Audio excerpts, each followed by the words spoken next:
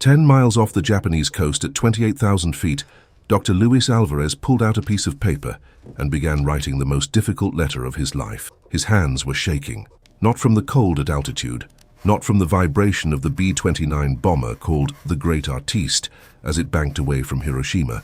His hands were shaking because 43 minutes ago he had helped deliver the first atomic weapon used in warfare, and now he had to explain to his 4-year-old son what his father had done. The radiation counters in his lap were still clicking furiously. The instruments he'd designed to measure the bomb's power had worked perfectly, recording data that would change the world forever. But the numbers on his gauges couldn't capture what Luis had seen through the observation window when Little Boy detonated 1,968 feet above Dr. Shima's clinic in downtown Hiroshima. A flash brighter than the sun itself, a mushroom cloud that rose 45,000 feet into the sky. City of 350,000 people simply disappearing beneath a pillar of fire and smoke that could be seen from 160 miles away. If this story is gripping you, hit that subscribe button and tell me in the comments where you're watching from. Luis Walter Alvarez was a San Francisco-born experimental physicist who would later win the Nobel Prize in 1968. During World War II, he had worked on the Manhattan Project, developing the detonation systems that made atomic weapons possible. On August 6, 1945, he served as a scientific observer on the Hiroshima mission, flying alongside the Enola Gay in an aircraft specifically equipped to measure the bomb's effects. But Luis wasn't the only American who witnessed the atomic bombing of Hiroshima. Lawrence Johnston, a 25-year-old physicist, was the only person to witness all 3 atomic detonations in 1945, the Trinity test in New Mexico, and both bombings of Japanese cities. There were airmen, scientists, photographers, and observers, men who saw the birth of the atomic age from the sky above ground zero. These were men who had been sworn to secrecy about the Manhattan Project for years, men who understood that what they were witnessing would either end World War II or begin something far worse. Men who watched through specially designed goggles as the equivalent of 15,000 tons of TNT vaporized a Japanese city in milliseconds. And for decades after the war, most of them never spoke publicly about what they saw. The letter Luis was writing to his son Walter would become one of the only detailed first-hand accounts of the bombing from an American perspective. In his careful handwriting, he wrote, "What regrets I have about being a party to killing and maiming thousands of Japanese civilians this morning are tempered with the hope that this terrible weapon we have created may bring the countries of the world together to prevent further wars." But there were things Luis didn't write in that letter, things he couldn't write, things that would haunt him and the other American witnesses for the rest of their lives. The silence that followed the explosion, a silence so complete it seemed like the world itself had stopped breathing. The way the shockwave hit their aircraft 11.5 miles away, making a 150,000-pound bomber tremble like a leaf. The realization that they were probably the only people alive who understood what had just happened to civilization. As many as 70,000 people were killed instantly. But the American witnesses couldn't know that number yet. All they knew was that they had just watched something that should have been impossible, the power of the sun unleashed on Earth by human hands. Luis finished his letter and folded it carefully. Around him, the crew of the Great Artiste flew in stunned silence toward their base on Tinian Island, each man processing what they had witnessed in his own way. But why had these men been chosen to witness the birth of atomic warfare? And what did they see that history books would never record? The weight of secrets. 12 American prisoners of war died in the atomic bombing of Hiroshima, trapped in Japanese detention facilities when Little Boy exploded above their heads. But there's an even less known fact. Dozens of their countrymen watched from the sky above, measuring the explosive power that killed them. The irony was brutal. While 12 Americans died as prisoners on the ground in Hiroshima, dozens of their countrymen observed from 3 B-29 aircraft, circling at safe distance, armed with cameras, instruments, and orders that would change how they saw their own country forever. Lawrence Johnston had already witnessed more atomic fire than any human being in history.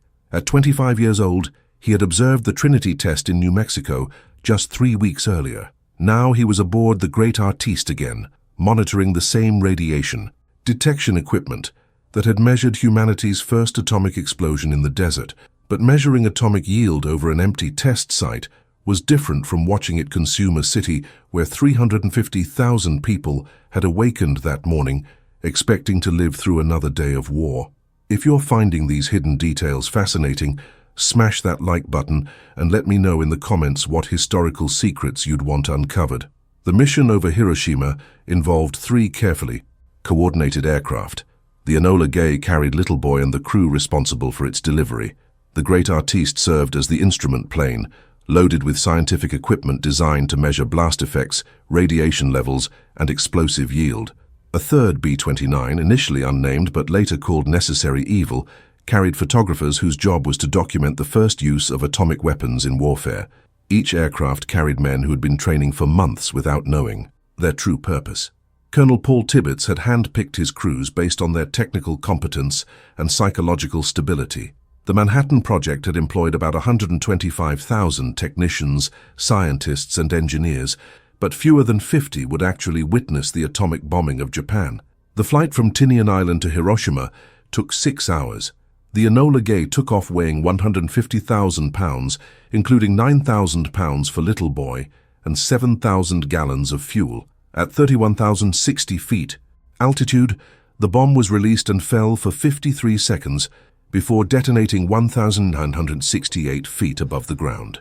The aircraft traveled 11.5 miles before feeling the shock waves from the blast.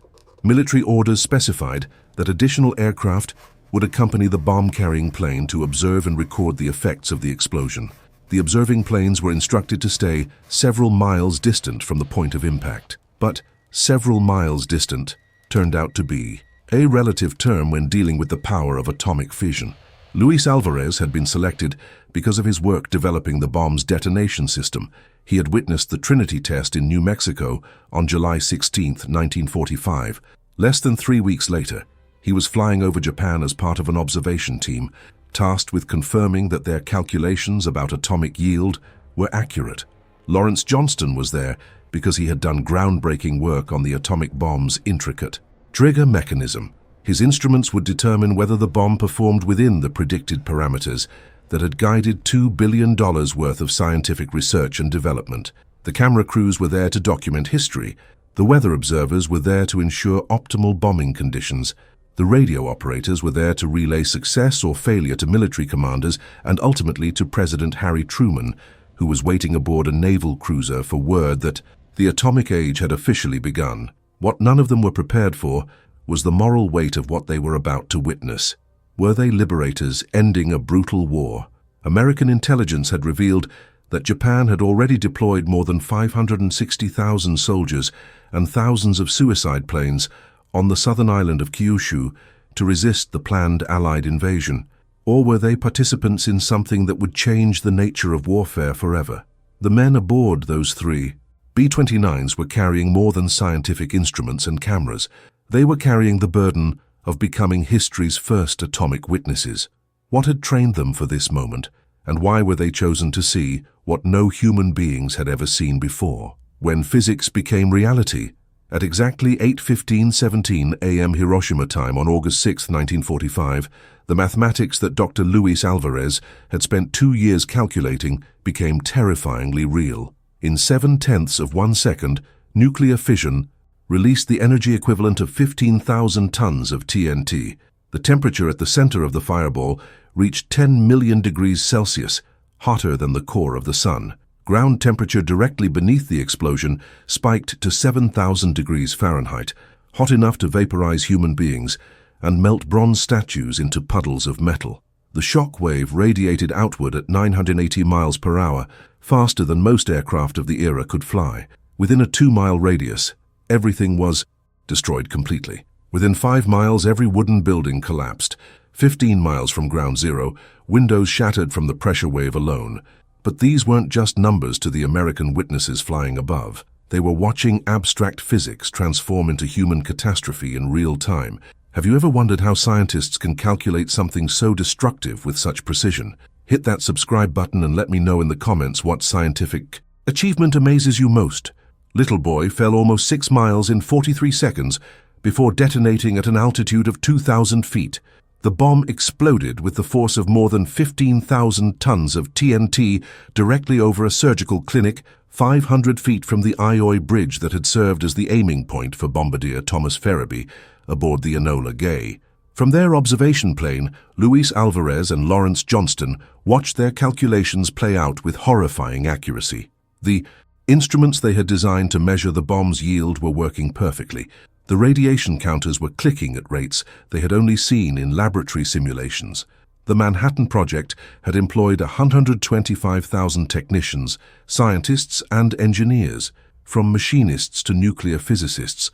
All of that human effort, all of those resources, all of that brilliant scientific work had led to this single moment of devastating precision. Less than 2% of the bomb's uranium achieved fission, but the resulting reaction engulfed the city in a blinding flash of heat and light that was visible from 160 miles away. The bomb vaporized people half a mile from ground zero. Bronze statues melted, roof tiles fused together, and the exposed skin of people miles away burned from the intense infrared energy unleashed by atomic fusion. But there was something the numbers couldn't capture, something that would haunt the American witnesses for decades. The bomb worked, exactly as designed. Every calculation proved correct. Every scientific prediction was validated. From a technical standpoint, the mission was a complete success. Colonel Paul Tibbets later recalled that as the bomb left the airplane, they took over manual control and made an extremely steep turn to put as much distance as possible between themselves and the explosion. After they felt the shock waves hit the aircraft, they knew the bomb had detonated successfully. But success in atomic warfare meant something different than success in conventional bombing. From the Enola Gay, Tibbets and his crew saw a giant purple mushroom that had already risen to a height of 45,000 feet, 3 miles above their altitude, and was still boiling upward like something terribly alive. The visual was unlike anything in human experience. Ray Gallagher, the flight engineer, later described how the brightness of the bomb reached inside their aircraft and lit up the interior, despite their specially designed protective goggles. What made the experience particularly disturbing for the scientific observers was the precision of the destruction. This wasn't the chaos of conventional warfare. This was controlled, calculated annihilation. The bomb created a blast equivalent to 15 kilotons of TNT. The uranium weapon was considered very inefficient, with only 1.7% of its fissile material actually reacting. Only 1.7% efficiency, yet the result was the complete destruction of a city center and the deaths of 70,000 people in the first few seconds after detonation. Luis Alvarez looked at his instruments and realized they had successfully measured something that should never have existed. The precise mathematical relationship between nuclear physics and mass human death. The numbers were perfect. The mission was successful. And that perfection was exactly what would torment the American witnesses for the rest of their lives.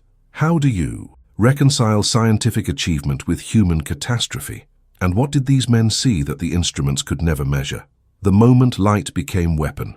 At 31,060 feet above Hiroshima, even through specially designed welders' goggles rated for atomic observation, the flash from Little Boy was bright enough to illuminate the interior of the great artiste, as if someone had turned on stadium lights inside the aircraft. Ray Gallagher, the flight engineer monitoring instruments on both the Hiroshima and Nagasaki missions, later described the moment in terms that seemed to defy physics. They had their protective goggles on, specially made for observing atomic detonations.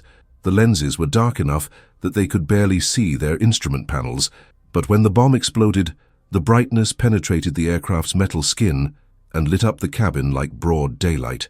Dr. Luis Alvarez removed his protective goggles after the initial flash and watched something that violated everything he understood about the physics of light and energy. The brightness didn't fade immediately like conventional explosions. It lingered, pulsed, and seemed to feed on itself as the nuclear chain reaction consumed the uranium core of Little Boy with mathematical precision. William Lawrence, a New York Times reporter flying aboard the instrument plane during the Nagasaki mission 3 days later, described how Captain Frederick Bock swung their aircraft around to get out of range, but even though they were turning away in the opposite direction, and despite the fact that it was broad daylight in their cabin, all of them became aware of a giant flash that broke through the dark barrier of their protective lenses and flooded their cabin with intense light. If you've ever been temporarily blinded by a camera flash, multiply that by 1,000 and you'll begin to understand this moment. Hit that like button and share in the comments the brightest light you've ever experienced. The flash wasn't just bright, it was physically impossible according to conventional understanding of combustion and energy release. After removing their protective glasses following the first flash, the crew observed that the light still lingered on, a bluish-green illumination that lit up the entire sky around them. This bluish-green illumination was something the scientists had predicted theoretically, but never experienced in reality. It was the visible signature of atoms splitting at the subatomic level, releasing energy that had been locked inside uranium nuclei since the formation of the solar system billions of years ago. Lawrence Johnston, monitoring his radiation detection equipment, watched his instruments spike to readings that exceeded their calibrated ranges. On the long flight to Japan, he later recalled thinking about how he didn't know exactly how powerful the explosion would be. None of them knew, even after. Witnessing the Trinity test in New Mexico, the scale of destruction over a populated city was beyond anything they could have imagined. A tremendous blast wave struck their aircraft and made it tremble from nose to tail. This was followed by 4 more shock waves in rapid succession, each resounding like cannon fire, hitting their plane from all directions. The shock wave traveled at the speed of sound, approximately 100 feet per second at their altitude. It took nearly a minute to reach their aircraft, which was already 11.5 miles away from ground zero and climbing. When the wave hit, it didn't feel like turbulence or conventional combat damage. It felt like the air itself had become solid for a moment, pushing against the aircraft with the accumulated force of an entire city's worth of energy converted to motion. Although buffeted by the shock, neither the Enola Gay nor the Great Artiste suffered any structural damage. Observers in the tail of their aircraft saw a giant ball of fire rise as though from the bowels of the earth, belching forth enormous white smoke rings. Next, they saw a giant pillar of purple fire, 10,000 feet high, shooting skyward with enormous speed. The tail gunner's position provided the clearest view of the mushroom cloud's formation. What they saw challenged their understanding of how fire, smoke, and energy were supposed to behave. The pillar of fire wasn't burning upward like normal combustion. It was being driven by forces that operated at the molecular level. The same forces that powered the sun, now unleashed 1,968 feet above a Japanese city. Though their aircraft was already miles away, the cloud looked like it would engulf the bomber that had created it. But what did they see in that pillar of fire that would haunt their dreams for decades? And why did most of them never speak publicly about this moment? When words failed science. For exactly 7 minutes and 32 seconds after Little Boy detonated over Hiroshima, the radio networks connecting the 3 B-29 aircraft fell completely silent. It wasn't equipment failure. Every radio was functioning perfectly. The electromagnetic pulse from the nuclear detonation had been predicted, and the communication systems were shielded accordingly. The silence came from something more fundamental. 43 men trying to find words for something that had no words in any human language. Luis Alvarez, writing his letter to his 4-year-old son during the return flight, struggled with the same problem that was paralyzing radio communications. "The story of our mission will probably be well known to everyone," he wrote from 10 miles off the Japanese coast at 28,000 feet. But at the moment, only the crews of our 3 B-29s and the unfortunate residents of the Hiroshima district of Japan are aware of what has happened to aerial warfare. But even Alvarez, one of the most articulate scientists of his generation, found himself reaching for inadequate words to describe what they had witnessed. How do you explain to the world that you've just watched the fundamental forces of the universe unleashed as a weapon of war? If this level of detail is keeping you engaged, please hit that subscribe button and tell me in the comments about a moment when you were so shocked you couldn't speak. Colonel Paul Tibbets, pilot of the Enola Gay, was the first to break radio silence. His transmission to base was clinically brief. Mission successful. Proceeding to secondary target. But crew members later reported that Tibbets's voice carried something they had never heard before, a tremor that spoke of a man processing the enormity of what he had just accomplished. The problem wasn't just emotional, it was practical. How do you report the success of a mission that redefined what success meant? Tibbets later recalled that after they felt the explosion hit the airplane through the shockwaves, They knew the bomb had exploded and everything was a success, so they turned around to take a look at what they had done. The sight that greeted their eyes was quite beyond what they had expected, even after months of preparation and training. Quite beyond what we had expected became the standard language for describing the atomic bombing among the participants. Understated, clinical, almost deliberately emotionless. It was the vocabulary of men, trying to maintain professional composure while witnessing something that challenged the foundations of human civilization. The radio silence reflected something deeper than shock. These men were carrying the burden of knowledge that would reshape global politics, military strategy, and humanity's relationship with its own technology. They were hand-picked professionals, selected by their superior officers from among the 125,000 people who had worked on the Manhattan Project. Out of that vast workforce, fewer than 50 had witnessed the actual use of atomic weapons in warfare. The men in those 3 aircraft over Hiroshima were not just observers, they were the exclusive witnesses to humanity's entry into the atomic age. What made the radio silence particularly significant was what it revealed about the psychological state of the witnesses. These were military professionals and scientists who had been trained to observe, measure, and report objectively. Mary Kennedy, a high school student who worked at Oak Ridge during the Manhattan Project, later recalled being terribly distressed when she learned about the atomic bombing. For a young person with high ideals, it was a crushing blow. Many years later, she came to recognize that it was a necessity, but at the time the moral implications were overwhelming. But the men in the aircraft couldn't afford the luxury of emotional processing that would come later. They had instruments to monitor, data to collect, photographs to take, and a return flight to navigate. The radio silence represented the gap between their professional obligations and their human response to witnessing mass destruction with scientific precision. When radio communication resumed, it followed predetermined codes and protocols. Everything was successful or proceeding as planned or within expected parameters. The official language of atomic warfare was deliberately antiseptic, but between the words in the pauses and inflections that only the crew members could detect was the sound of men who had just watched physics become the arbiter of life and death for an entire city. What were they thinking during those 7 minutes of silence? And how do you process becoming history's first atomic witnesses? The data that defined destruction.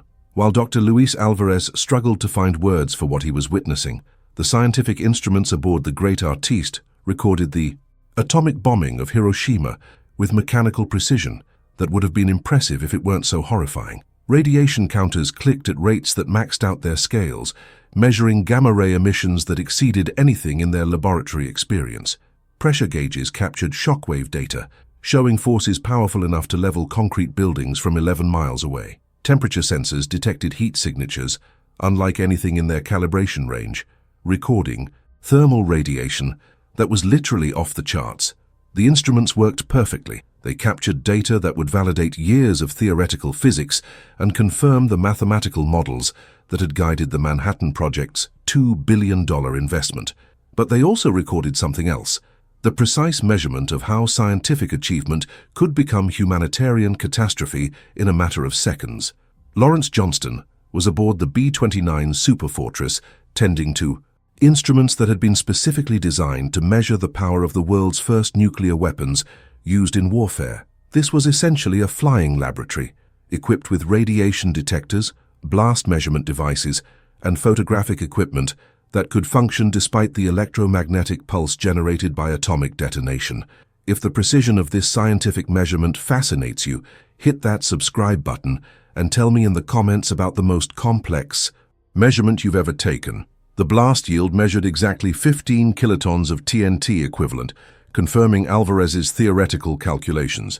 The fireball temperature at detonation center reached 10 million degrees Celsius, while ground temperature directly below the explosion hit 7,000 degrees Fahrenheit. The shockwave speed was recorded at 980 miles per hour, radiating outward from ground zero. Radiation levels registered off-scale readings even at their distance of 11.5 miles. The mushroom cloud reached 45,000 feet within minutes, and seismographs in remote locations detected earthquake magnitude readings of 5.0 from the explosion. These weren't estimates or approximations. These were precise measurements taken by instruments that Luis Alvarez and Lawrence Johnston had spent months calibrating specifically for this purpose. Every sensor had been tested, every gauge had been verified, every calculation had been checked and rechecked by the finest scientific minds in America. The precision of the measurements created a disturbing paradox for the scientific observers. Every number confirmed that their theoretical work had been correct. The atomic bomb performed exactly as designed, validating 2 years of intensive research and development. The uranium weapon was considered very inefficient, with only 1.7% of its fissile material actually reacting in the nuclear chain reaction. Even at 1.7% efficiency, the weapon had just vaporized the center of a city and killed tens of thousands of people instantly. During all 3 atomic explosions, Trinity, Hiroshima, and Nagasaki, Alvarez was part of a team of scientists that flew in specially shielded observation aircraft to observe the explosions and take numerous measurements. The specially shielded aircraft carried lead-lined compartments for the radiation detection equipment, thick glass windows designed to filter specific wavelengths of atomic light, and communication systems that could function despite the electromagnetic pulse generated by nuclear fission. But the most disturbing data point wasn't captured by any instrument. It was the realization among the scientific observers that they had successfully created a weapon that could convert matter directly into energy, according to Einstein's famous equation E = mc². They had proven that theoretical physics could be weaponized with devastating efficiency. Lawrence Johnston later recalled that on the long flight to Japan, he had wondered how powerful the explosion would actually be. The Trinity test in New Mexico had been conducted over empty desert. Hiroshima was a living city with 350,000 inhabitants. The instruments would tell them exactly how much energy had been released, but they couldn't measure the human cost of that energy conversion. As the radiation counters continued clicking on the return flight to Tinian Island, Luis Alvarez wrote in his letter to his son, "What regrets I have about being a party to killing and maiming thousands of Japanese civilians this morning are tempered with the hope that this terrible weapon we have created may bring the countries of the world together to prevent further wars." The instruments had measured the birth of the atomic age with scientific precision, but they couldn't measure whether that birth would lead to humanity's salvation or its destruction. What did the perfect accuracy of their measurements reveal about the nature of modern warfare? And how do you process scientific success that comes at such a terrible human cost? The Americans who couldn't escape. While dozens of American servicemen observed the atomic bombing of Hiroshima from the safety of aircraft flying at 31,000 feet, 12 of their countrymen experienced Little Boy's detonation from a very different perspective, as prisoners of war trapped in Japanese detention facilities directly below the explosion. The irony was brutal and inescapable. American scientists had specifically chosen Hiroshima as a target, partly because intelligence reports indicated there were no Allied prisoners in the city, but intelligence was wrong. 12 American airmen from downed B-24 bombers were being held at the Chugoku Military Police Headquarters, located just 400 yards from Ground Zero. These men had been shot down during bombing raids in the weeks leading up to August 6th. The crew of the B-24 Lonesome Lady had been captured after their aircraft was hit by Japanese fighters. Another group from a different bomber had been taken prisoner following a forced landing. All 12 were being interrogated as prisoners of war when Little Boy exploded 1,568 feet above their heads. If you're discovering these hidden stories of World War II, please hit that subscribe button and share in the comments what lesser-known war stories you'd like to hear. For 40 years after the war, the fate of these 12 Americans remained largely unknown. Official U.S. records indicated no American prisoners had been in Hiroshima when the atomic bomb was dropped. The military had classified information about prisoner locations to avoid potential war crimes, accusations about killing their own personnel with atomic weapons, but Japanese witnesses had seen the aftermath. Fukuichi Kawamoto, who lived beside what is now known as the atomic bomb dome, saw a young American soldier tied with wire to an electrical pole on the north end of Aioi Bridge on August 10th, 4 days after the bombing. The soldier was dead, killed either by the atomic blast or by angry Japanese civilians in the chaos that followed. Ralph Neal and Norman Brissett, 2 of the American prisoners, survived the initial atomic blast but died 13 days later in a Japanese military hospital from what death certificates described as explosive injuries and radiation poisoning. They had been severely burned by thermal radiation and suffered internal injuries from the shockwave, but the atomic blast hadn't killed them immediately. Their survival for nearly 2 weeks after the bombing created a horrific situation. They were American prisoners of war, dying slowly from wounds inflicted by an American atomic weapon, being treated by Japanese military doctors who had no understanding of radiation sickness or how to treat atomic bomb injuries. The death certificates were handwritten on Japanese military letterhead, signed and sealed by the attending physician. Neil suffered explosive injuries on the neck and face, while Brissette had explosive injuries on the abdomen and the soles of both feet. Both certificates listed August 6, 1945, as the onset date of their illness, the day little boy exploded above Hiroshima. John Allen Long, another prisoner from the Lonesome Lady, died at the detention house of the Legal Affairs Division of the Chugoku area, Army headquarters, which was located in the secondary enclosure of Hiroshima Castle. A Japanese reporter found Long's body on August 7th, sitting by the moat of the castle. Long had serious injuries to both feet that made it difficult for him to flee very far after the bombing. The other American prisoners died instantly when the atomic bomb exploded. Some were killed by the thermal radiation, others by the shockwave that collapsed the detention facilities where they were being held. Their bodies were found in the ruins of the Chugoku military police headquarters, identified as Americans by their dog tags and military identification. James Ryan, one of the airmen from the Lonesome Lady, had been engaged to marry his sweetheart back home. She married another man after receiving word that Ryan had been killed in action, but she never forgot him. After her husband passed away years later, she remained in contact with Ryan's brother Francis, who survived the war. These 12 Americans experienced the atomic bombing of Hiroshima, not as liberators or witnesses, but as victims caught in the terrible mathematics of total warfare. They died from an American weapon designed to end the war that had made them prisoners. How did their deaths change the moral calculus of atomic warfare, and why was their story hidden for 40 years? The letter that crossed enemy lines. 3 days after the atomic bombing of Hiroshima, as the crew of Boxcar flew toward Nagasaki with Fat Man in their bomb bay, they carried something unusual in addition to their nuclear payload, an unsigned letter addressed to a Japanese physicist who had studied at the University of California, Berkeley before the war. Dr. Ryokichi Sagane had worked alongside 3 of the scientists responsible for developing the atomic bomb when he was a graduate student at UC Berkeley in the 1930s. Luis Alvarez knew him personally. They had collaborated on research into cosmic rays and nuclear physics, sharing laboratory space and theoretical discussions about the fundamental forces of nature. Now Alvarez and his colleagues were using that shared scientific background to send Sagane a desperate message across the lines of war. The letter was attached to the scientific instruments that the great artiste dropped by parachute near Nagasaki on August 9, 1945. It was found by Japanese military authorities, but not delivered to Sagane until a month later, after Japan had surrendered and the war was over. If you're intrigued by these secret communications during wartime, hit that subscribe button and tell me in the comments about the most interesting wartime correspondence you've heard of. The unsigned letter represented something unprecedented in the history of warfare.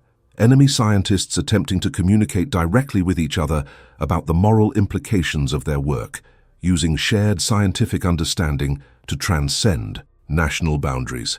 Alvarez and the other Manhattan Project scientists who contributed to the letter were trying to reach Sagane because they knew he would understand both the physics of what had happened and the implications for Japan's future.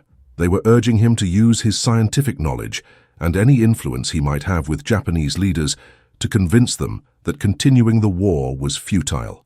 The letter explained the devastating power of atomic weapons in terms that only a trained physicist could fully comprehend. It described how the energy equivalent of thousands of tons of conventional explosives could be released through nuclear fission, and warned that the United States possessed additional atomic bombs that could destroy any Japanese city. But the letter also contained something more personal, an attempt by American scientists to maintain their professional relationships with Japanese colleagues, despite the reality that they were currently engaged in trying to destroy each other's countries. The scientific community had been international before the war. Researchers from different nations had collaborated on fundamental questions about the nature of matter and energy. Many of the American scientists working on the Manhattan Project had trained alongside German, Italian, and Japanese physicists at major universities during the 1920s and 1930s. The war had shattered those relationships, forcing scientists to choose between their professional loyalties and their national obligations.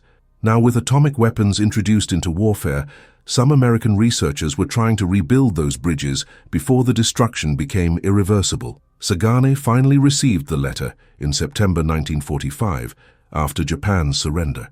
By that time, the atomic bombing of Nagasaki had already taken place, and Emperor Hirohito had announced Japan's capitulation on August 15th. The warning contained in the letter had become irrelevant, but its symbolic value remained significant.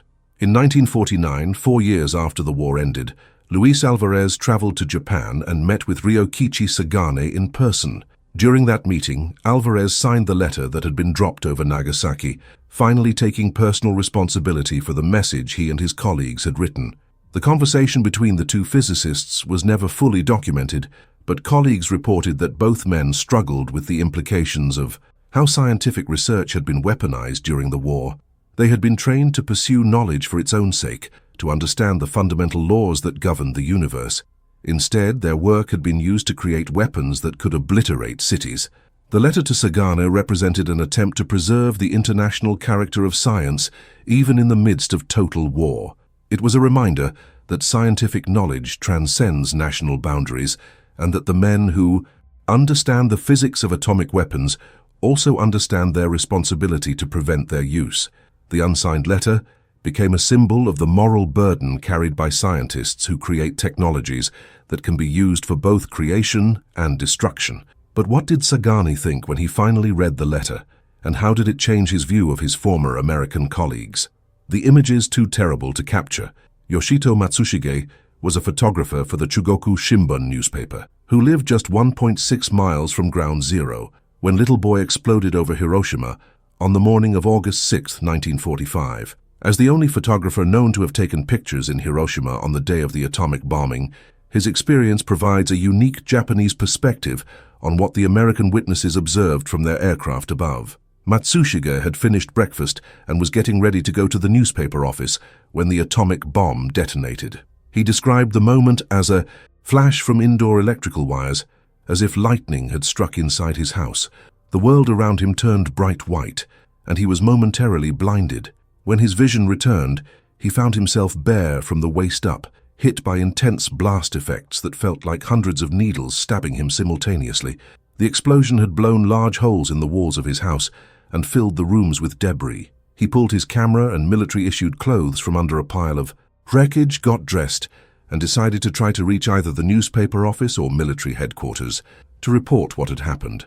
About 40 minutes after the blast, Matsushige made his way to the Miyuki Bridge area, where he encountered a police box that had become an impromptu aid station.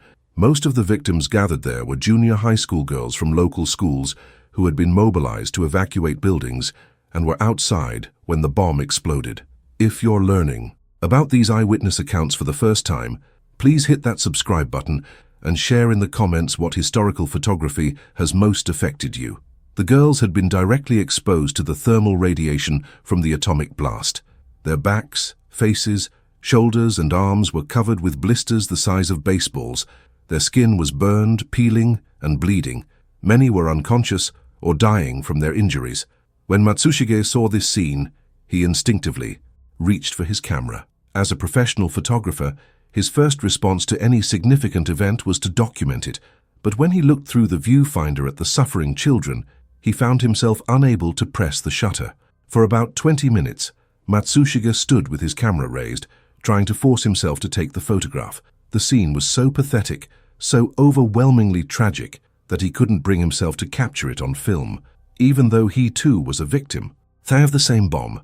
With only minor injuries from glass fragments, these people were dying in front of him. Finally, he summoned the courage to take one photograph. Then he moved 4 or 5 meters forward to take a second picture.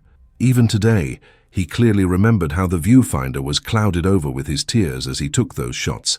Matsushige felt that everyone was looking at him and thinking angrily that he was taking their picture, but would bring them no help at all. Still, as A professional photographer and witness to history, he knew he had to press the shutter. So he hardened his heart and took the second photograph, feeling like the victims must have thought him cold-hearted for documenting their suffering instead of helping them. Those two photographs became some of the most important documentary evidence of the immediate aftermath of the atomic bombing. They showed police officers pouring cooking oil over burned children to soothe their injuries and victims lying in the rubble of destroyed buildings.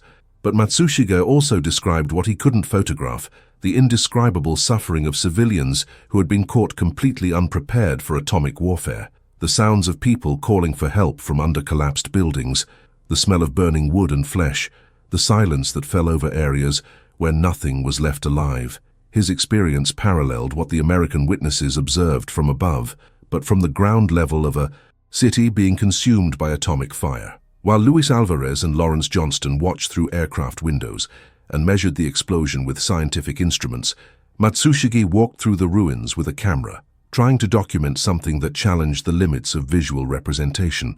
The photographs he managed to take showed only a fraction of the destruction he witnessed. The rest remained locked in his memory, too terrible to capture on film. What did he see that even a professional war photographer couldn't bring himself to document? And how did his images compare to what the American observers recorded from the sky? When sound itself died, the most haunting aspect of the atomic bombing of Hiroshima, according to both Japanese survivors and American witnesses, wasn't the explosion itself. It was the silence that followed. From their aircraft 11.5 miles away, the crew of the Great Artiste experienced this phenomenon as an eerie contrast to the mechanical sounds of their B-29's engines and the clicking of radiation detection equipment. For several minutes after the shock wave hit their aircraft, radio communications fell silent, not because of equipment failure, but because 43 men couldn't find words for what they had witnessed. On the ground in Hiroshima, the silence was even more profound and terrifying.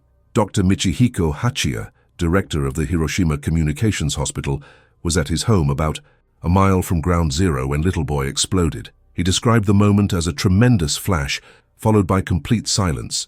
Not the absence of sound, but the death of sound itself. The atomic blast had created a phenomenon that physicists call acoustic shadowing. The intense heat and pressure from the explosion temporarily altered the density of air over Hiroshima, creating zones where sound waves couldn't propagate normally.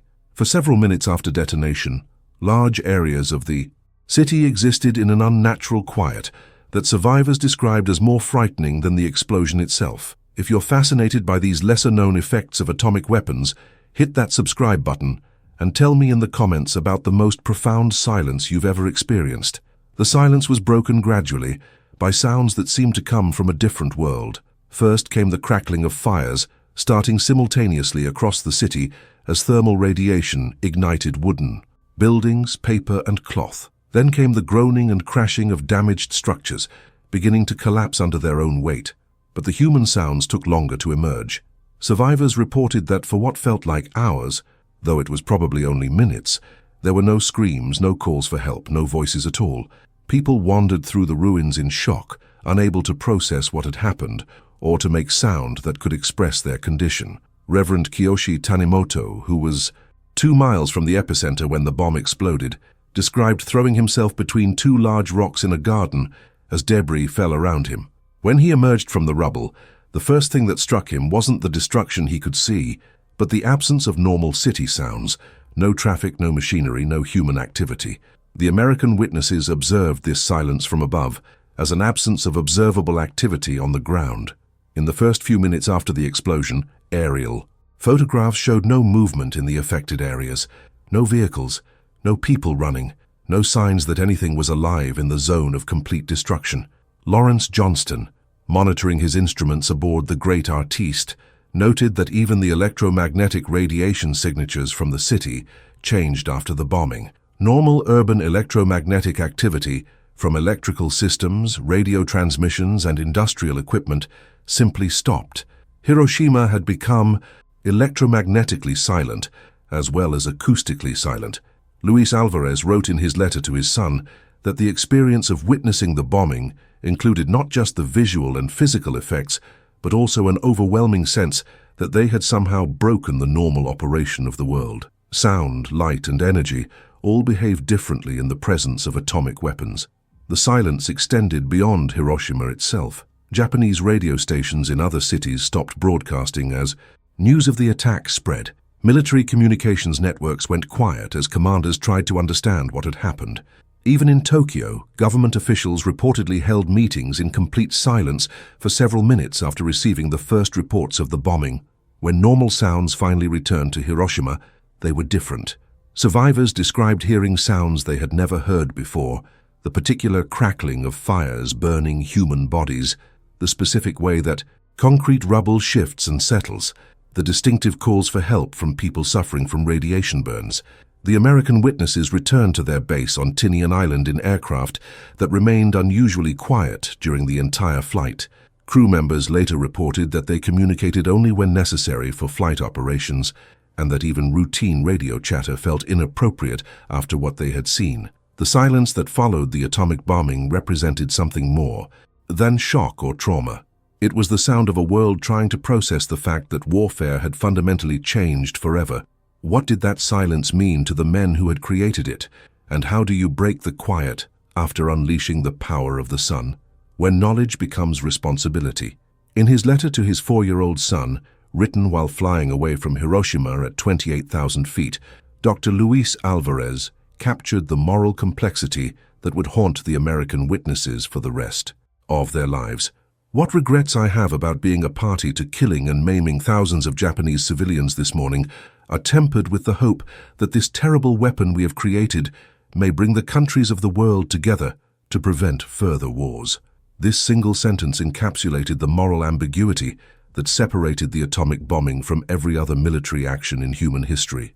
The men who witnessed Little Boy's detonation weren't just soldiers following orders, or civilians caught in war's chaos. They were the creators of atomic weapons, watching their scientific work transform into mass destruction. The moral burden was particularly acute for the scientists aboard the Great Artiste. Luis Alvarez had helped develop the detonation system that made atomic bombs possible. Lawrence Johnston had designed instruments to measure their explosive yield.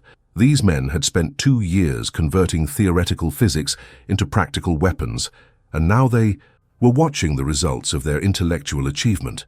The Manhattan Project had employed 125,000 people, from machinists to Nobel Prize winners, but most of them had worked on isolated components without understanding the complete picture. The scientists flying over Hiroshima were among the few who understood both the physics of atomic weapons and their potential for humanitarian catastrophe. If you're grappling with these moral complexities, please hit that subscribe button and share in the comments how you think scientists should handle potentially dangerous discoveries. Ray Gallagher, the flight engineer who witnessed both the Hiroshima and Nagasaki bombings, later reflected on the moral calculations that justified their mission. "We've saved one terrible thing and done another," he said. "What would have happened to all the men who were in the service at that time? A lot more would have gotten messed up without the atomic bomb." This utilitarian argument that atomic bombing prevented greater casualties that would have resulted from invasion of Japan became the standard justification among the American witnesses. Military intelligence indicated that Japan had deployed more than 560,000 soldiers on Kyushu to resist Allied invasion, with predictions that American casualties alone could exceed 500,000. But the mathematical comparison between atomic bombing and conventional invasion couldn't resolve the moral weight of what they had witnessed. Fred Vaslow, a physical chemist who worked on the Manhattan Project, later argued that while dropping the atomic bomb was horrible, it occurred during a time of horrors. The firebombing of Tokyo had killed comparable numbers of civilians. The Nazi genocide in Europe had claimed millions of lives. The Japanese military had committed atrocities throughout Asia. "To me, this bomb ended the horrors," Vaslow said, but he acknowledged that history wouldn't tell them what might have happened without atomic weapons. All they knew was that the bomb was dropped, and a few days later the war ended. The moral complexity deepened when they considered the 12 American prisoners who died in Hiroshima. These men had witnessed atomic weapons kill their own countrymen, soldiers who had been fighting the same war, captured during bombing missions intended to weaken Japan's ability to resist invasion. Mary Kennedy, who was a high school student working at Oak Ridge during the Manhattan Project, described being terribly distressed when she learned about the atomic bombing. thinking of all the dreadful things of the atomic bomb. It was a crucial time in my life. Many years later, she came to recognize that it was a necessity, but at the time, for a young person with high ideals, it was a crushing blow. The scientific observers faced an additional layer of moral responsibility. They weren't just participants in atomic warfare, they were its creators and witnesses, responsible for both making it possible and documenting its effects. They had used their knowledge to end one war, but in doing so, they had created the possibility of wars that could end civilization. Anthony French, a physicist who worked on the Manhattan Project, later said he thought the use of the first bomb was justified. Anyone who had a relative or friend serving in the Pacific would have been concerned about what it would take to complete an invasion of Japan. But justification didn't eliminate moral burden. It only made it more complex. How do you reconcile scientific pride with humanitarian horror? And what responsibility do creators bear for how their inventions are used? The journey back to a changed world. The flight from Hiroshima back to Tinian Island took 6 hours and covered 1,300 miles of Pacific Ocean, but for the crew of the great artiste, it felt like traveling between two different versions of reality. When they had taken off at 2:45 a.m. that morning, atomic weapons were theoretical. Nuclear fission was a laboratory phenomenon studied by physicists at universities and research facilities. The Manhattan Project was a secret program that most Americans didn't know existed. Now, as they flew south toward their base in the Mariana Islands, they were returning to a world where atomic weapons were real, where nuclear warfare was possible, and where they had personally participated in humanity's entry into the atomic age. Dr. Luis Alvarez spent much of the return flight writing his letter to his son, trying to process what they had witnessed and explain it in terms that a 4-year-old might someday understand. But even for a brilliant physicist, finding words for atomic warfare proved almost impossible. Lawrence Johnston monitored his instruments, recording radiation levels that remained elevated even at their distance from Hiroshima. The data he was collecting would be analyzed for months by scientists trying to understand the precise effects of atomic weapons on populated areas. If this behind-the-scenes perspective is compelling to you, hit that subscribe button and tell me in the comments about the most significant journey you've ever taken. The mood aboard the aircraft was unlike anything the crew members had experienced during their military service. This wasn't the satisfaction that typically followed successful bombing missions against military targets. This wasn't the relief of surviving combat operations against enemy fighters. This was the weight of knowing they had just changed the fundamental nature of warfare forever. Colonel Paul Tibbets, flying the Enola Gay ahead of them, later recalled that the return flight included some of the most subdued radio communications he had ever experienced in his military career. When crew members spoke at all, it was about technical matters: fuel consumption, navigation, headings, instrument readings. Nobody discussed what they had seen through the observation windows. Nobody analyzed the formation of the mushroom cloud or speculated about casualty figures. The magnitude of what they had witnessed seemed to require silence rather than analysis. Ray Gallagher, the flight engineer, described the return flight as surreal. They were flying in standard military formation, following normal procedures, but carrying knowledge that separated them from everyone else in the world who hadn't witnessed atomic warfare. The aircraft landed on Tinian Island at 2:58 p.m., 14 hours and 13 minutes after takeoff. Hundreds of people had gathered to watch the plane's return, including journalists and photographers who would document the crew's arrival. But the real documentation was already complete, recorded in Alvarez's letter, Johnston's instrument readings, and the memories of men who had seen something no human beings had ever seen before. Tibbets was the first to disembark, and was immediately presented with the Distinguished Service Cross for his role in the mission, but the crew members later reported that the ceremony felt disconnected from the reality of what they had accomplished. Military decorations seemed inadequate recognition for participating in the birth of atomic warfare. The debriefing sessions that followed focused on technical aspects of the mission. Had the bomb detonated at the correct altitude? Were the instruments functioning properly? Did the aircraft perform as expected under the stress of atomic shock waves? But nobody asked the crew members how it felt to watch a city disappear beneath a column of atomic fire. Nobody inquired about the moral implications of using scientific knowledge to create weapons that could vaporize tens of thousands of people in seconds. The scientific data from the mission would be classified and analyzed by specialists. The photographs would be studied by military intelligence. The tactical lessons would be incorporated into future atomic warfare planning, but the human experience of witnessing atomic weapons remained largely unexamined and undocumented.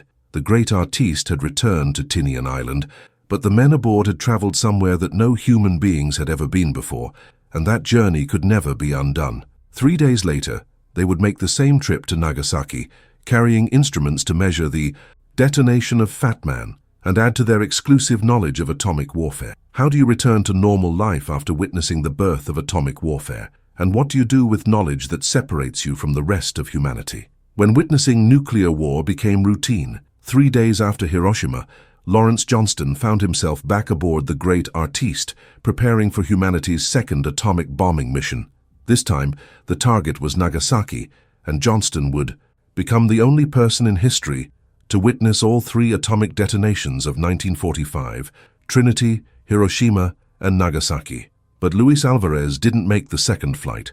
After witnessing the destruction of Hiroshima, he had requested to be replaced by another scientist for the Nagasaki mission. The official reason was scheduling conflicts, but crew members suspected that Alvarez needed time to process what he had seen over Hiroshima before witnessing atomic warfare again. The emotional weight of becoming a veteran of atomic bombing was something no military training had prepared them for. The mission to Nagasaki followed nearly identical procedures to Hiroshima, but the atmosphere aboard the aircraft was different. The crew members knew exactly what they were flying toward. They understood the scale of destruction they would witness. The element of uncertainty that had characterized the first atomic mission was gone, replaced by the grim routine of nuclear warfare. If you're following this incredible story, please hit that subscribe button and tell me in the comments about how repeated exposure to extraordinary events changes our perception of them. Johnston later recalled that Alvarez had told him before the mission, "You will be the only one who saw all 3 of the A-bombs go off. That made me oh so happy," a comment delivered with the dark humor that had become necessary for processing their unprecedented experiences. The Nagasaki mission encountered more difficulties than Hiroshima. Weather conditions were worse, forcing the crew to use instruments rather than visual bombing. The primary target was actually Kokura, but cloud cover forced them to divert to their secondary target. Fuel consumption was higher than planned, leaving little margin for error on the return flight. Fat Man was a different type of atomic weapon than Little Boy. Instead of uranium, it used plutonium, with an implosion design that Alvarez had helped develop. The explosion would be more powerful, equivalent to 21 kilotons of TNT compared to Hiroshima's 15 kilotons.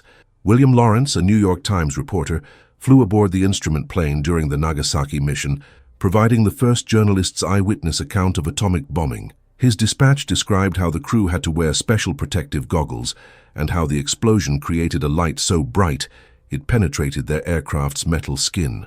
When Fat Man detonated over Nagasaki, Johnston's instruments recorded blast effects that exceeded even the Hiroshima readings. The explosion was confined to the Urakami Valley by surrounding hills, which concentrated the destruction in a smaller area, but also limited the geographic spread of damage. From the air, the mushroom cloud looked remarkably similar to what they had seen over Hiroshima 3 days earlier. But for Johnston and the other returning crew members, the psychological impact was different. This was no longer unprecedented. It was the second time they had watched atomic weapons destroy a Japanese city. The normalization of atomic warfare had begun. By a bizarre coincidence, Fat Man detonated almost directly over the Mitsubishi factory that had manufactured the torpedoes used in the Japanese attack on Pearl Harbor. The symbolic justice wasn't lost on the American crew members, who saw poetic completion in the destruction of the facility where Japan's war against America had effectively begun. The shockwaves from Fat Man's detonation were actually detected by the crew that had flown the Hiroshima mission 3 days earlier. From their base on Tinian Island, 160 kilometers away, they could see the distinctive mushroom cloud rising above Nagasaki. Johnston's instruments confirmed that Fat Man had performed exactly as designed. The plutonium implosion system worked perfectly, validating another branch of Manhattan Project research. Like Hiroshima, the Nagasaki bombing was a complete technical success. But technical success in atomic warfare carried moral implications that conventional bombing didn't require. These men were becoming the world's first experts in nuclear warfare, accumulating knowledge that no one else possessed, and that they couldn't share with anyone who hadn't witnessed atomic weapons personally. When they returned to Tinian after the Nagasaki mission, Johnston had completed a journey that no other human being would ever replicate.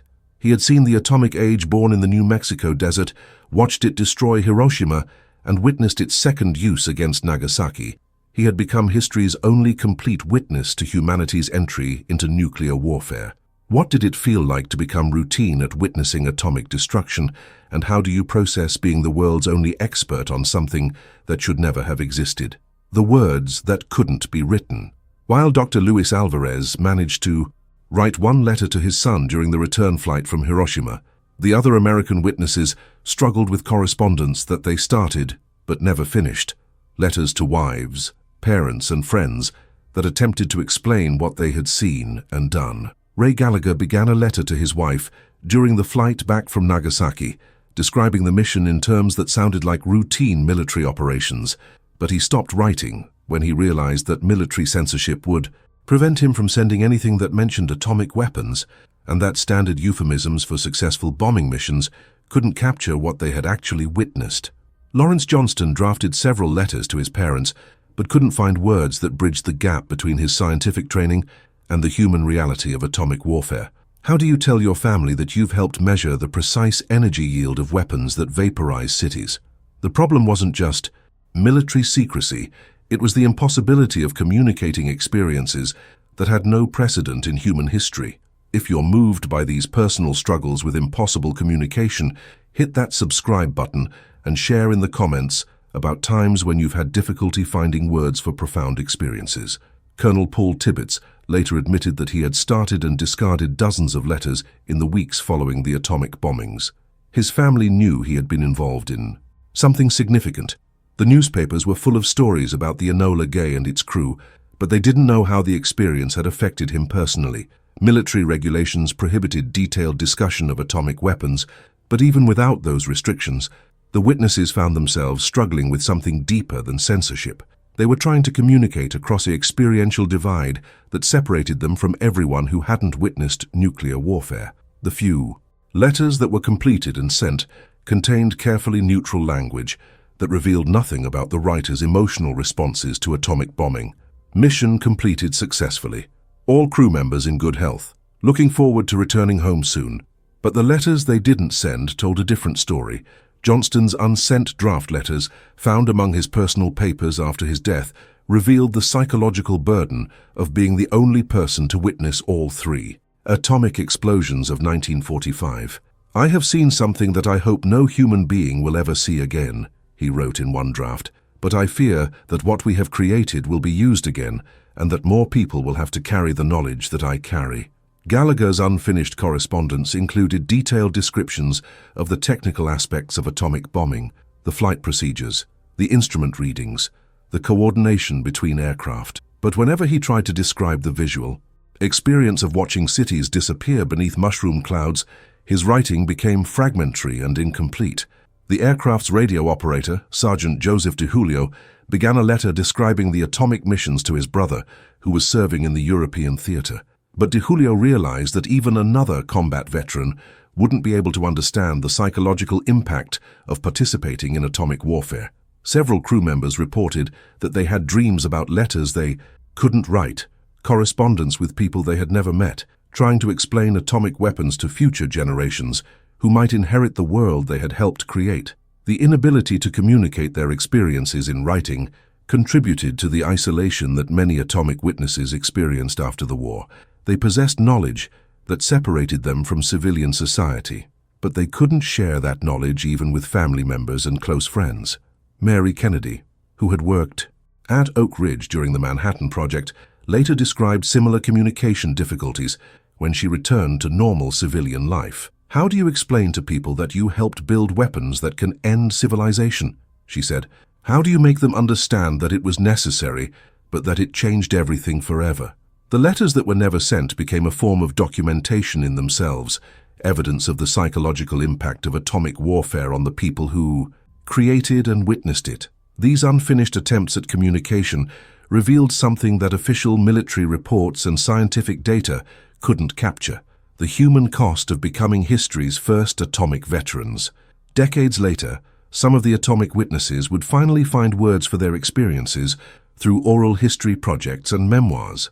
But in August 1945, immediately after witnessing the birth of nuclear warfare, they discovered that language itself was inadequate for communicating the reality of atomic weapons. The most important things they had to say couldn't be written in letters that would pass military censorship or be understood by people who hadn't shared their experience. What does it mean to possess knowledge that can't be communicated? And how do you carry secrets that separate you from everyone you love? A lifetime quest for reconciliation. Shigeaki Mori was 8 years old when Little Boy exploded above Hiroshima on August 6, 1945. Was supposed to be at a school much closer to the hypocenter that morning, but a schedule change had saved his life. Instead, he witnessed the atomic bombing from a distance that allowed him to survive while most of his classmates died. 30 years later, as an adult historian living in the rebuilt city of Hiroshima, Mori learned about the 12 American prisoners of war who had died in the atomic bombing. This discovery would consume the next 4 decades of his life and create an unprecedented bridge between former enemies. Mori's investigation began with fragments of information found in Japanese military records, references to American prisoners held at the Chugoku Military Police Headquarters, death certificates written in Japanese for men with American names, witness accounts of American soldiers seen in Hiroshima during the days before and after the atomic bombing. But official American records insisted that no Allied prisoners had been in Hiroshima when the atomic bomb was dropped. The US government had classified information about prisoner locations to avoid potential accusations that they had killed their own personnel with atomic weapons. If this story of reconciliation across former enemy lines moves you, please hit that subscribe button and tell me in the comments about acts of forgiveness that have inspired you. Mori spent decades tracking down witnesses, translating documents, and corresponding with American military archives. He was driven by a conviction that all victims of the atomic bombing, Japanese, Korean, and American, deserved equal recognition and remembrance. His research eventually identified 12 American airmen who had been killed in Hiroshima, the crew of the B-24 bomber Lonesome Lady, and several other airmen from different aircraft that had been shot down during raids in the weeks before August 6th. Ralph Neal and Norman Brissett had survived the atomic blast, but died 13 days later in a Japanese military hospital from radiation poisoning and blast injuries. Their death certificates, preserved in Japanese archives, provided legal proof that American servicemen had been victims of American atomic weapons. But Mori's most significant discovery was the human cost of the atomic bombing for American families who had never learned the truth about how their loved ones died. James Ryan's fiancée had married another man after receiving word that Ryan was killed in action, but she never forgot him. Thomas Cartwright's family had spent decades not knowing whether he was alive or dead. In the 1990s, Mori began reaching out to the families of the American prisoners. His letters, written in careful English, explained his research and offered to share information about their relatives' final days. The responses revealed that many families had spent 50 years wondering about circumstances they had never been able to investigate. Mori's work attracted international attention when President Barack Obama invited him to attend the speech that Obama delivered at Hiroshima Peace Park in May 2016. This was the first time a sitting American president had visited Hiroshima, and Mori's presence symbolized the possibility of reconciliation between former enemies. The meeting between Obama and Mori represented something unprecedented in the history of atomic warfare. An American president acknowledging the complexity of Hiroshima's legacy, including the death of American prisoners by American weapons. Mori's lifetime of research had revealed that the atomic bombing of Hiroshima couldn't be understood in simple terms of American versus Japanese casualties. The reality was more complex, involving American prisoners killed by their own country's weapons, Japanese civilians who treated dying American soldiers, and survivors from both nations who spent decades carrying the burden of August 6, 1945. His investigation also revealed the extent to which both governments had concealed information about the atomic bombings. American officials had classified prisoner locations to avoid moral complications about atomic warfare. Japanese authorities had initially hidden evidence about American casualties to avoid potential war crimes accusations. Mori's work created a new category of atomic bomb victims, American military personnel who died as prisoners of war, killed by American atomic weapons that their fellow countrymen had created and delivered. His research demonstrated that atomic warfare creates moral ambiguities that transcend national boundaries and that the responsibility for nuclear weapons extends beyond their immediate targets to include unintended victims on all sides. The American witnesses flying over Hiroshima had unknowingly participated in the deaths of 12 of their own countrymen, men who were fighting the same war but who happened to be prisoners when atomic weapons were used. How does the discovery of unintended victims change our understanding of atomic warfare? And what does reconciliation look like between former enemies who share the burden of nuclear weapons? When former enemies tried to meet, in 1975, 30 years after the atomic bombing of Hiroshima, an extraordinary correspondence began between Dr. Luis Alvarez and Dr. Ryokichi Sagane, the Japanese physicist who had received the unsigned letter dropped over Nagasaki 3 days after Hiroshima. Alvarez, now a Nobel Prize winner and professor emeritus at UC Berkeley, had spent 3 decades carrying the memory of August 6, 1945. Sagane, who had resumed his research career at the University of Tokyo after the war, had spent the same 30 years processing what it meant to have been personally warned about atomic weapons by former colleagues who had helped create them. Their correspondence was tentative at first, conducted through intermediaries who could navigate the cultural and political complexities of communication between former enemies. Both men were internationally respected scientists, but they were also symbols of the scientific collaboration that had been shattered by atomic warfare. Alvarez wrote that he wanted to apologize personally for his role in the bombing that had devastated Hiroshima and Nagasaki.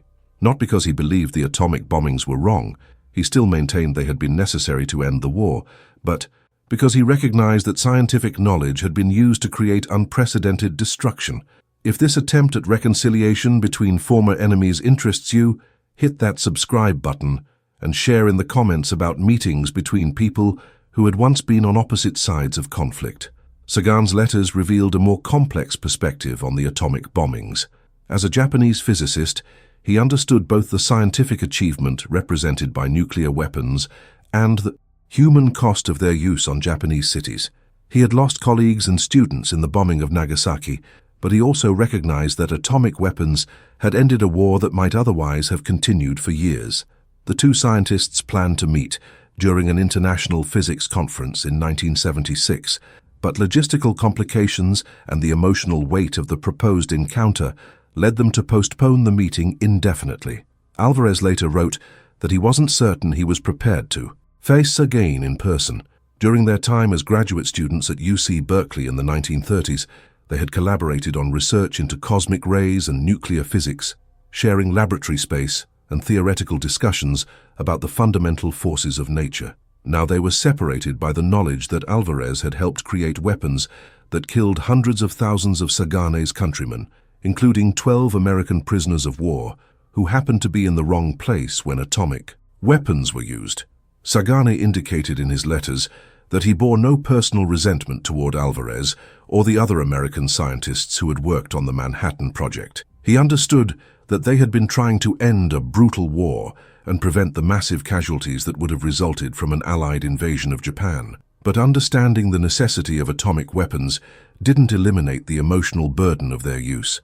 Both scientists acknowledged that their correspondence was an attempt to preserve the international character of science, despite the reality that scientific knowledge could be weaponized for mass destruction. The planned reunion never took place. Alvarez died in 1988 without ever meeting Sagane face-to-face after the war. Their correspondence ended with mutual expressions of respect and shared concern about the proliferation of nuclear weapons to countries that might not use them as responsibly as the United States had in 1945. Lawrence Johnston, the only person to witness all 3 atomic explosions of 1945, later said that his biggest critic for participating in atomic warfare had been his own daughter. "My daughter was a pacifist, and she gave me a lot of criticism," he recalled. The moral burden of atomic weapons extended beyond international boundaries to include family relationships and personal conscience. The failure of Alvarez and Sagane to meet represented the ongoing difficulty of reconciliation between people who had been separated by atomic warfare. Even 30 years after Hiroshima, the psychological distance created by nuclear weapons remained too great to bridge through personal meetings. Their correspondence became a symbol of both the possibility and the limitations of scientific reconciliation. Scientists from former enemy nations could communicate about shared technical interests, but they couldn't easily overcome the human reality that some of them had created weapons that killed hundreds of thousands of the other's countrymen. The reunion that never happened reflected the permanent impact of atomic warfare on human relationships. Some distances created by nuclear weapons couldn't be crossed, even by people who understood each other's scientific work and respected each other's moral complexity. What does it mean when former enemies can understand each other intellectually but can't meet emotionally? And how do nuclear weapons change relationships between people who were once colleagues? A lifetime of silence. Most of the American witnesses to the atomic bombing of Hiroshima never spoke publicly about their experiences for the rest of their lives. Unlike veterans of conventional warfare, who could share their combat experiences with family, friends, and fellow veterans, the atomic witnesses possessed knowledge that isolated them from normal society. They had seen something that no other human beings had witnessed, participated in events that had no precedent in military history, and carried secrets that couldn't be communicated to people who hadn't shared their experience. Colonel Paul Tibbets, pilot of the Enola Gay, became the most public face of the atomic bombing missions. He gave interviews, wrote memoirs, and defended the decision to use atomic weapons until his death in 2007. But even Tibbets admitted that public attention forced him to develop a version of his story that emphasized military necessity, while omitting the psychological complexity of witnessing atomic warfare. The other crew members chose different forms of silence. Ray Gallagher, who flew on both atomic missions as flight engineer, rarely discussed his experiences outside of official military debriefings. His family later reported that he would sometimes stare out windows for long periods, as if he were still watching mushroom clouds form over Japanese cities. If this exploration of long-term trauma interests you, please hit that subscribe button and tell me in the comments about how veterans in your family have processed their wartime experiences. Sergeant Robert Caron, the tail gunner aboard the Enola Gay, who had the clearest view of the atomic explosion over Hiroshima, gave only a few interviews in his entire lifetime. He described watching the mushroom cloud form as the most fearsome sight he had ever witnessed, but he never elaborated on how that sight had affected him personally. Captain Theodore Dutch Van Kirk, the navigator aboard the Enola Gay, waited until 2005, 60 years after the bombing, to publish his memoirs. Even then, he focused primarily on technical and tactical aspects of the mission rather than personal reflections on witnessing atomic warfare. The scientific observers faced additional complications in discussing their experiences. Dr. Luis Alvarez continued his research career and won the Nobel Prize in Physics in 1968, but he rarely spoke about his role in the Manhattan Project. When he did discuss atomic weapons, it was in terms of technical achievement and military necessity, not personal experience. Lawrence Johnston, the only person to witness all three atomic explosions of 1945, gave his first detailed interview about the experience in 2000, 55 years after the bombings. He was 90 years old and had retired from his academic career at the University of Idaho. Even then, he spoke carefully about the moral implications of atomic warfare. The silence maintained by most atomic witnesses reflected something deeper than military secrecy or personal trauma. These men possessed knowledge that separated them from everyone who hadn't witnessed nuclear warfare, creating a form of isolation that couldn't be relieved through normal social interaction. Many of them reported dreams and flashbacks related to the atomic bombings, but these experiences couldn't be discussed with standard counseling or psychiatric services because no mental health professionals had training in atomic warfare trauma. The atomic witnesses also faced the burden of being personally responsible for creating the weapons they had witnessed. Unlike conventional combat veterans, who could separate their role as soldiers from the decisions made by political and military leaders, the atomic witnesses had been participants in both the scientific development and military use of nuclear weapons. Several crew members developed drinking problems in the years following the war. Others changed careers entirely, abandoning military service or scientific research for occupations that didn't remind them of their role in atomic warfare. The silence was also protective. By not discussing their experiences, the atomic witnesses could maintain the illusion that atomic weapons were abstract policy tools rather than instruments of mass destruction they had personally operated.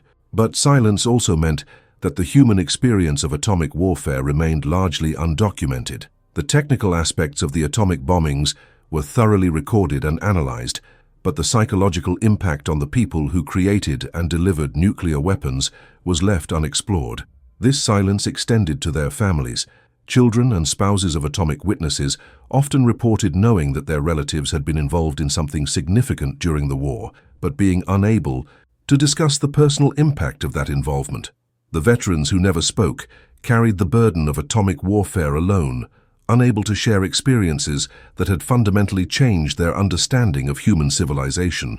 What happens to people who witness events they can never adequately describe? And how does carrying atomic secrets change the rest of someone's life? Living with the knowledge that changed the world. On May 27, 2016, 71 years after witnessing the atomic bombing of Hiroshima, President Barack Obama stood at the Hiroshima Peace Memorial and acknowledged what the American witnesses had carried in silence for 7 decades. We come to mourn the dead, including over 100,000 Japanese men, women and children, thousands of Koreans, a dozen Americans held prisoner. For the first time, an American president had publicly acknowledged that American prisoners of war had died in the atomic bombing of Hiroshima, killed by weapons created and delivered by their own countrymen.